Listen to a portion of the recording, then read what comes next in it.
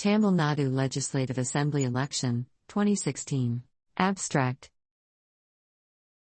J. Jayalalitha. And. J. Jayalalitha. And. The 15th Legislative Assembly election was held on May 16, 2016 for the 232 seats, except Tanjavur and Aravakkurichi, for which held on October 26, 2016, of the Legislative Assembly in the state of Tamil Nadu in India. AND under J. Jayalalitha won the elections and became the first ruling party to be re-elected in Tamil Nadu since 1984, though with a simple majority. DMK won half of the seats it contested, but its allies performed poorly. Notably, the Indian National Congress won 16% of the seats they contested, and the alliance lost due to its poor performance. The votes were counted on May 19, 2016.